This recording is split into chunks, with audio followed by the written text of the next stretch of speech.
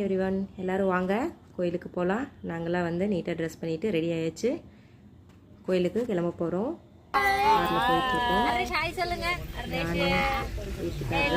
அர்ணவ், நிக்கிதா, அம்மா, தங்கச்சி எல்லாரும் ஒன்றா காரில் போயிட்டோம். அப்பாவும் தங்கச்சி வீட்டுக்காரும் தனியாக பைக்கில் வந்துட்டாங்க.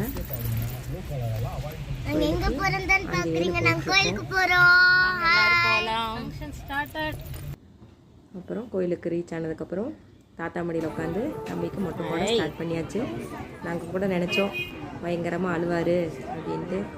பார்த்தா மொட்டை போட ஸ்டார்ட் பண்ணதுலேருந்து கடைசி வரைக்கும் அழுகவே இல்லை. கடைசியாக அழுக பிடிச்சிட்டாரு.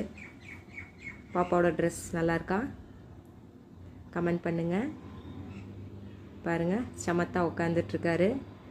அவர் மொட்டை அடிக்கிறோம் நீட்டாக பொறுமையாக எடுத்து விட்டார்.